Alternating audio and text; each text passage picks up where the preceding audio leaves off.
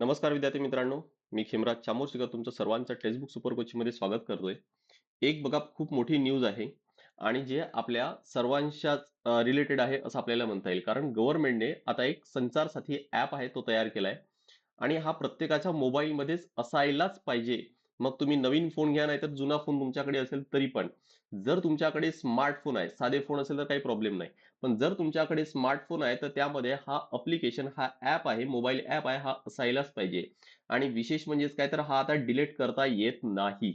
ठीक आहे. आता हे तुम्हाला जस्ट आता सुरुवात आहे असं आपण म्हणू. कारण यावर विरोधक आहेत ते विरोध पण करतायत. त्यामुळे नेमकं फायनल हा मोस्ट प्रोबॅबली ही जी केस आहे ही सुप्रीम कोर्टमध्ये जाण्याची शक्यता आहे. आणि मग फायनल काय निर्णय ते लागायचं ते लागेल. पण जर सक्सेस झालं तर मग तुमच्या माझ्या सर्वांच्या मोबाईलमध्ये संचार साथी ऍप आहे हा असेलच. नेमका हा मुद्दा काय आहे हा डिटेल समजून घेऊ आणि याला विरोधक आहेत जे अपोजिशन पार्टीज आहेत ते खूप याला विरोध करत आहेत. तर कम्प्लीट मुद्दा समजून घेणार आहोत. बाकी तुम्हाला काही क्वेरीज असतील एक्झाम रिलेटेड, एमपीएससी असेल किंवा युपीएससी असेल तर माझ्या या नंबरला तुम्हाला कॉन्टॅक्ट करता येईल.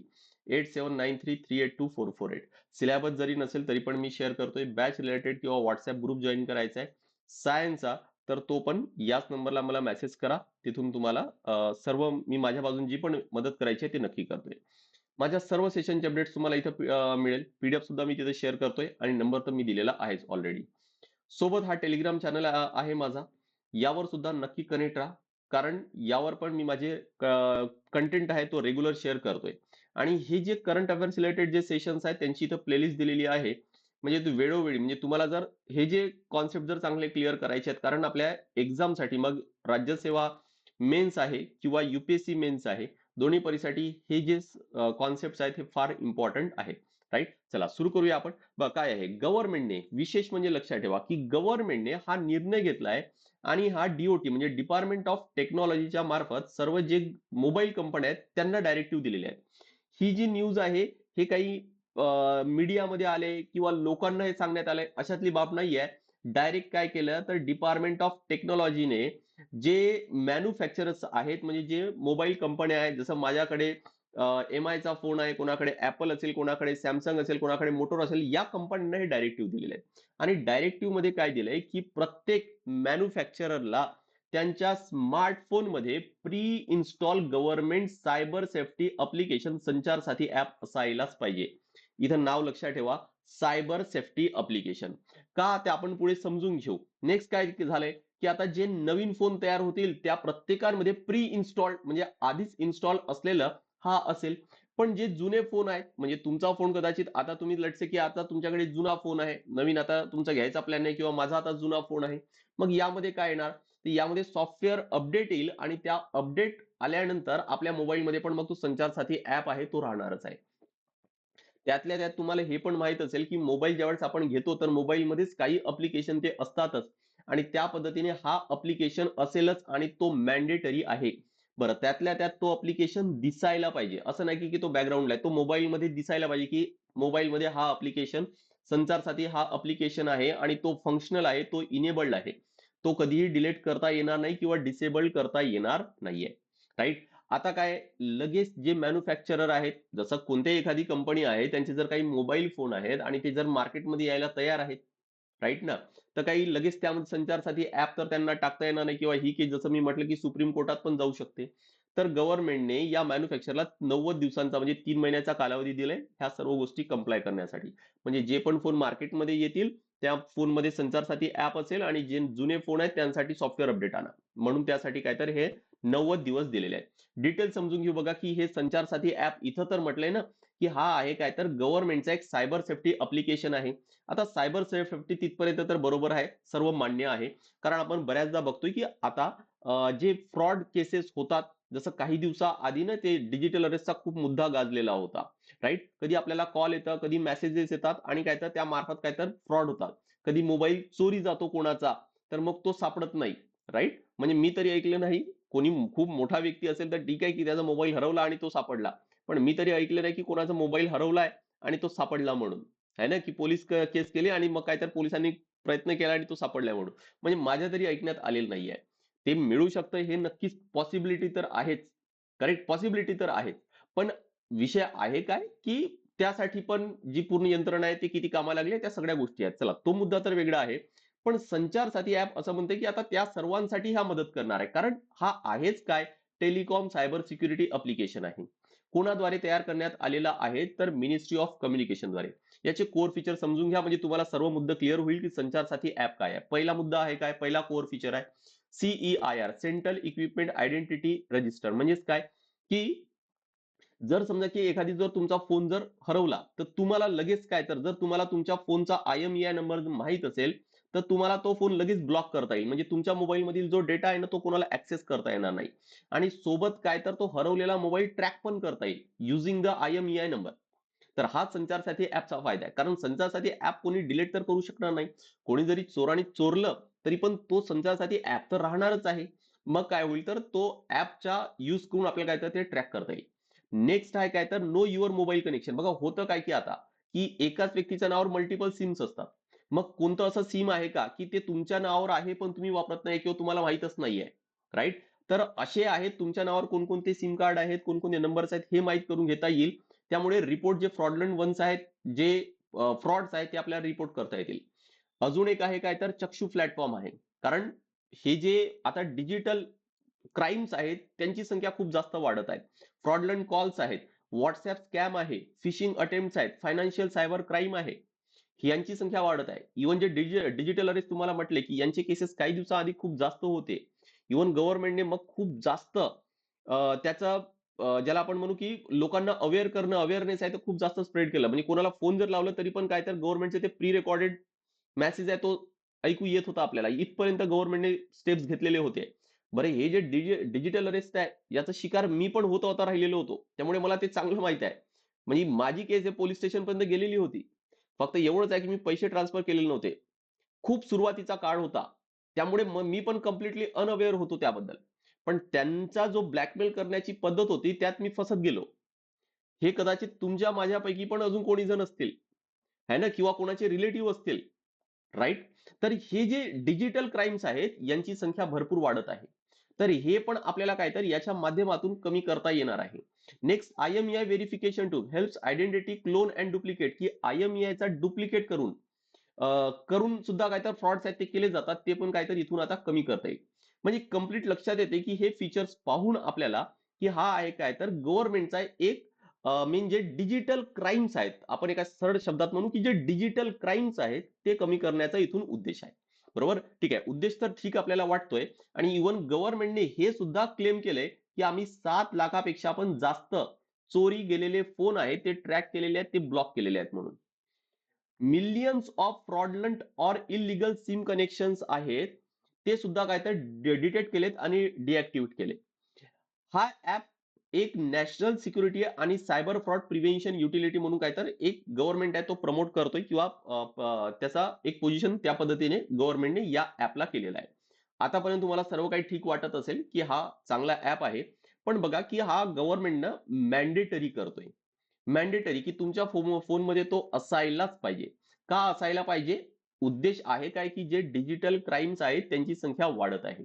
मग ते कसं आपल्याला ट्रॅक करता येईल, त्यांचा कसा आपल्याला डेटा ठेवता येईल आणि गव्हर्नमेंट तर हेच म्हणते, की आमचा उद्देश काय तर कंझ्युमर प्रोटेक्शन आहे, अँटी फ्रॉड आहे, सायबर सेफ्टी मेजर्स आहेत, intend to reduce the crime and misuse of telecom network हेच काय तर कमी करण्यासाठी हा ॲप आहे किंवा हाच आमचा मुख्य उद्देश आहे. मग विरोधक का याला विरोध करतायत, तर तो मुद्दा समजून घ्या. हा सर्वात जास्त इम्पॉर्टंट आहे. म्हणजे तुमचा मुद्दा आहे ना, दोन्ही बाजू आहेत, हे चांगल्या क्लिअर होतील.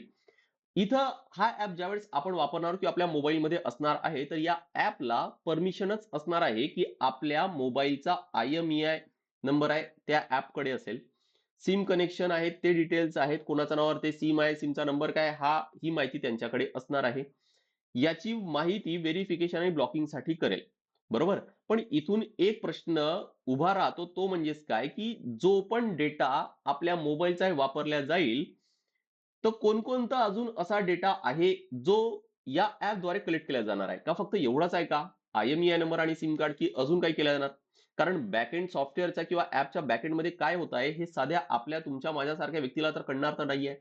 त्यामुळे हा डेटा खरंच काय कलेक्ट करतोय, हा यापुढे काहीतरी एक मोठा प्रश्नचिन्ह आहे.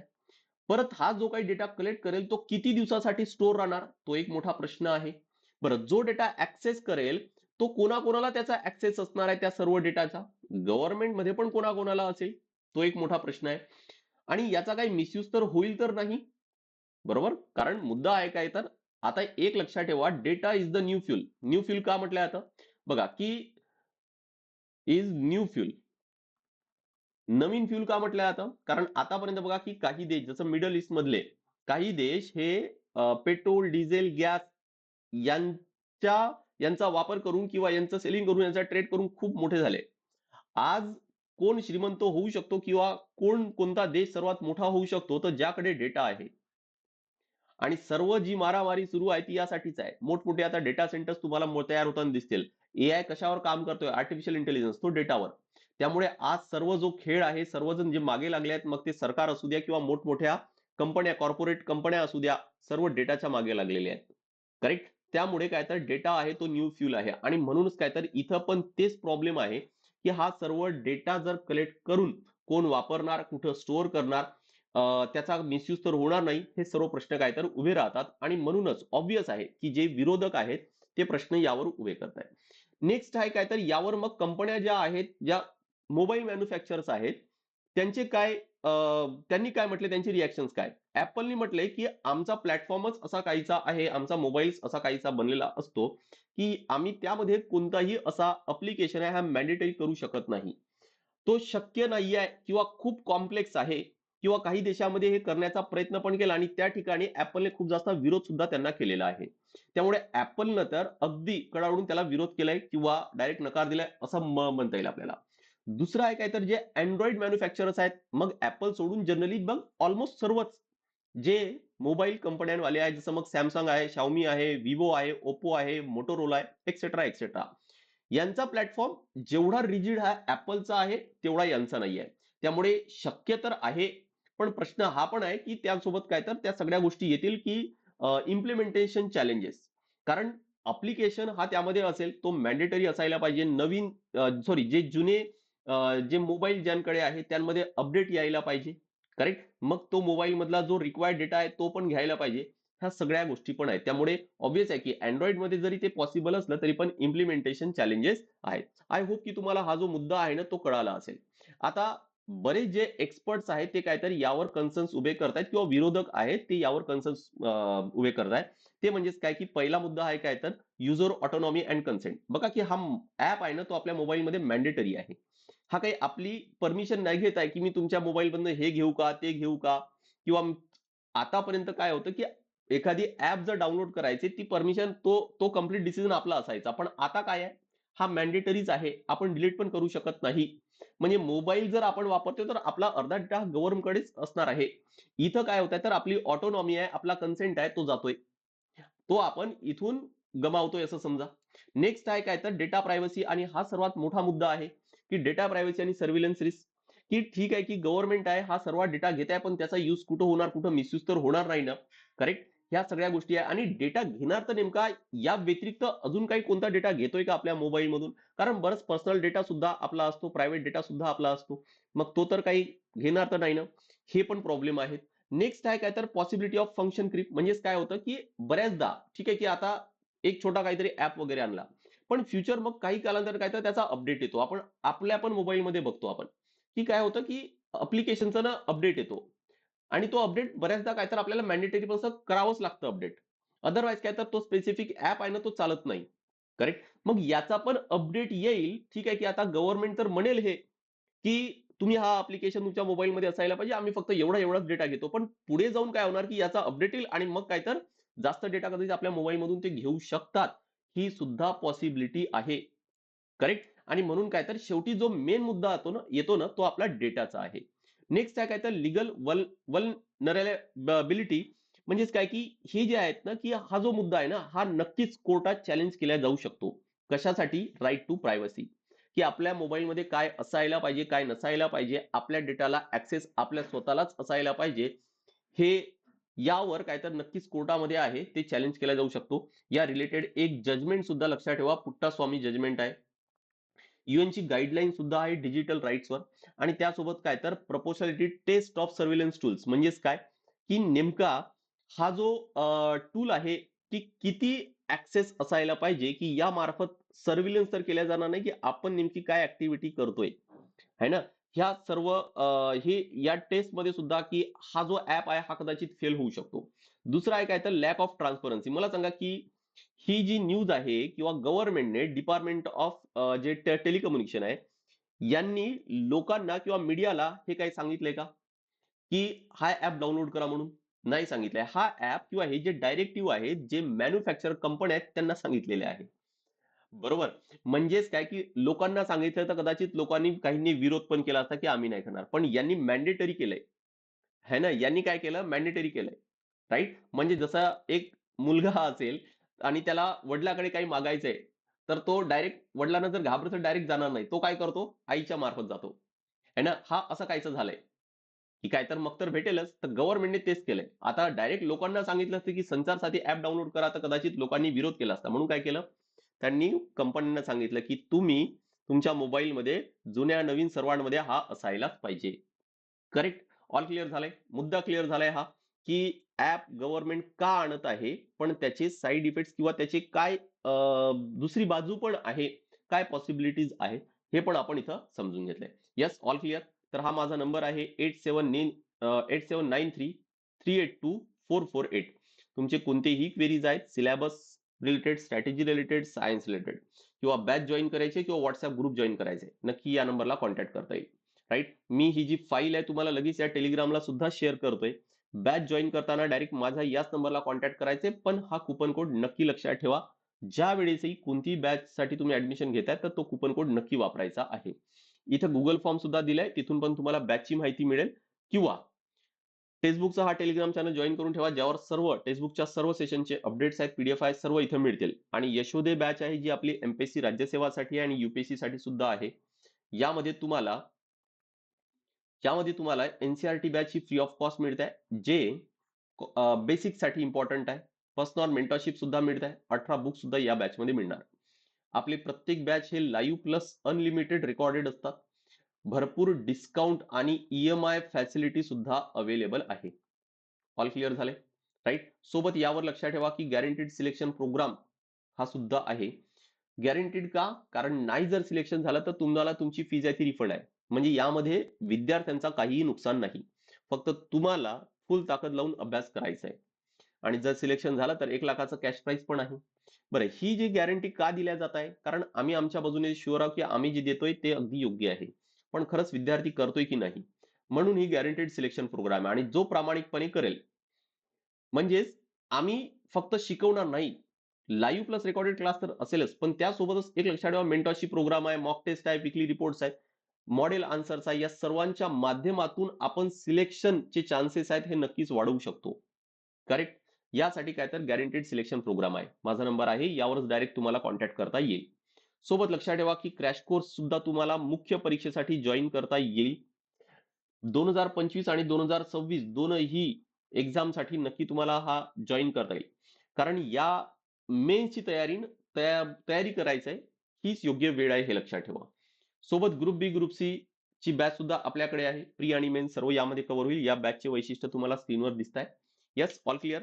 कोणत्याही बॅचच्या माहितीसाठी माझा नंबर स्क्रीनवर त्यावर डायरेक्ट कॉन्टॅक्ट करता येईल. असेच मुद्दे पाहण्यासाठी नक्की आपला जो युट्यूब चॅनल आहे त्याला सबस्क्राईब करा. इंस्टाग्राम तुम्हाला सांगितलं, तिथं पण तुम्हाला लिंक मिळेल किंवा याच युट्यूब चॅनलच्या प्लेलिस्ट मध्ये जा, तिथं पण लिंक मिळेल. असे सगळे टॉपिक्स तुम्हाला पाहायला मिळतील. येस, चला तर नेक्स्ट सेशनला भेटूया. This is all from my side. Thank you very much.